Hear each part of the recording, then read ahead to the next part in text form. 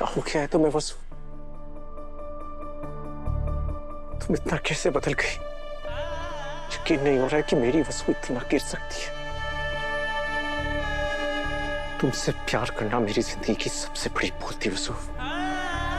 क्यों किया तुमने ऐसा? क्यों?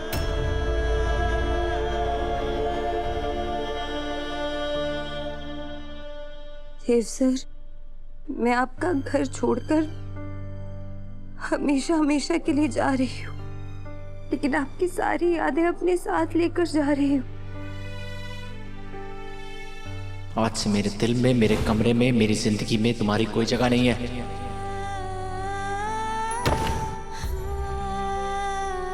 देवी हुकुम, आज सही मायनों में आपकी जीत हुई है।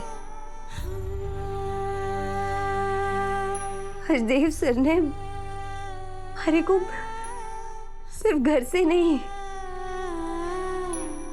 अपनी जिंदगी, अपने मन दोनों से निकाल दिया।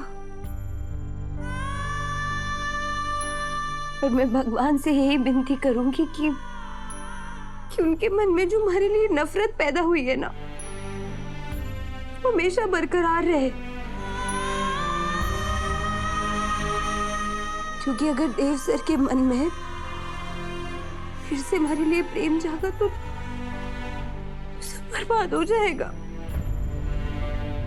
हमारा प्यार आपको कभी आबाद नहीं रहने देगा देव सर, भी नहीं।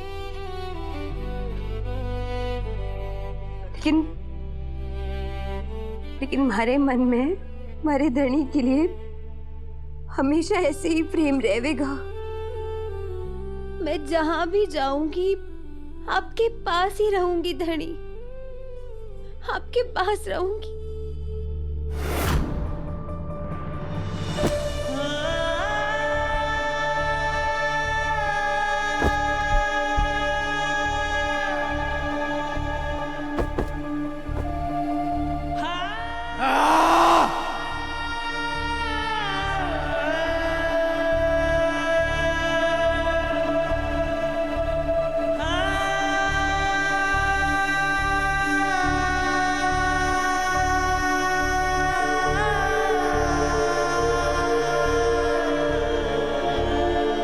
देव जी। नंदी प्लीज। नंदी प्लीज मुझे अकेला छोड़ दो। देव जी आप प्लीज। ये तुम क्या कर रही हो? जी जाने दीजिए ना वसु को, वो आपके लिए बनी ही नहीं थी। उसने आपको टूट के अलावा दिया ही क्या है? और उसके जाने के बाद ना आपकी जिंदगी में कोई फर्क नहीं पड़ेगा, क्योंकि मैं आ गई हूँ ना। मैं आपके साथ रहूंगी और कभी भी आपको नहीं छोड़ूंगी। आपकी जिंदगी फिर से सजाऊंगी, फिर से संवारूंगी। क्योंकि देवांशी, मैं कल भी आपसे प्यार करती थी, आज भी करती हूँ और हमेशा करूंगी। और मैं तो ये भी भूलने को तैयार हूँ कि आप कभी किसी वसु से प्यार करते थे या आपकी कभी उससे शादी भी हुई थी। मैं सब भूल जाऊंगी और आप भी सब कुछ एक पूरे सपने की तरह भूल जाइएगा। हम दोनों एक नई शुरुआत करेंगे देव जी। सब कुछ बहुत अच्छा होगा देवांशी, सब कुछ अच्छा होगा। नंदिनी,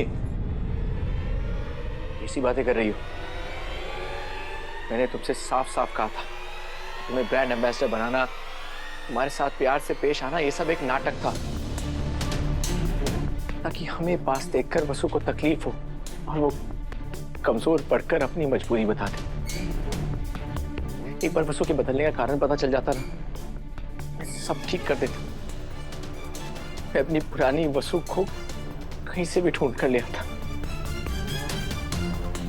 लेकिन नंदिनी, मैं सिर्फ वसु से प्यार करता हूं, उसके अलावा मैं किसी के साथ जिंदगी बिताने की सोच भी नहीं सकता।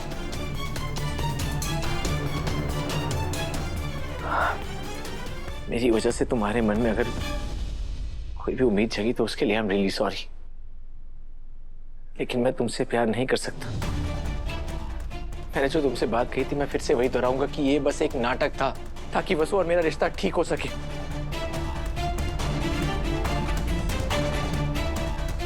लेकिन अब इस रिश्ते में बचाने लायक कुछ बचा भी तो नहीं है ना देव जी। अपने दिल से प्यार की परत को हटाइए। वरना आप अपने आप को और इस पूरे परिवार को बर्बाद कर देंगे इस प्यार की वजह से।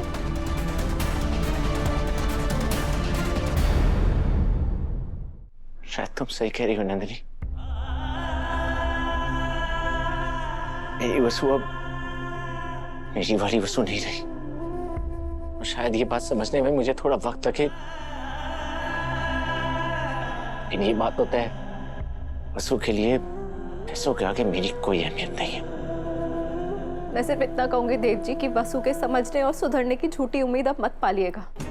जिस लड़की के लिए इस घर ने इतना कुछ किया, जिस देव ने उस लड़की के लिए अपना सब कुछ छोड़ दिया, अगर वो आपकी कदर नहीं कर सकती ना, तो ऐसी लड़की को तो वसु जो भी सोचे, जो भी करे, आज भी वो मेरी पत्नी है, और उसके बारे में मैं एक भी गलत शब्द नहीं सुनूंगा।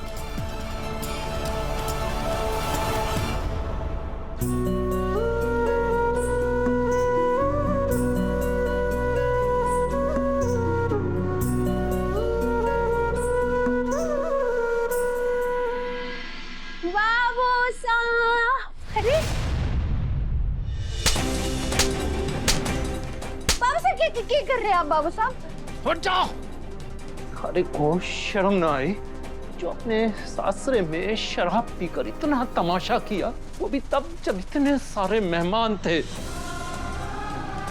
गलती थारी ना है, गलती तो हमारी है जो हमने थारे को पैदा किया, और इसकी सजा ना हमारे कोई भुगतनी होगी। अरे बाबू साहब, अरे बाबू साहब देखिए, हम मार खुद को रहे लेकिन धरती तो यहाँ हिल रही है। हमारे को बचा लीजिए ना बाबू साहब, उठ, बचाइए हमारे को। अपने पैरों पर खड़ी हो बाबू साहब। एक आखिरी बार अपनी वसु ने गले से लगा लीजिए बाबू साहब, ये पता ही मौका फिर कभी मिले या ना मिले। अरे बाबू साहब। अच्छा है जो तू खुद यहाँ से जा रही है, क्योंकि मैं अब अपनी सबसे बड़ी भूल ने अब और अपने घर में ना देख सका हूं।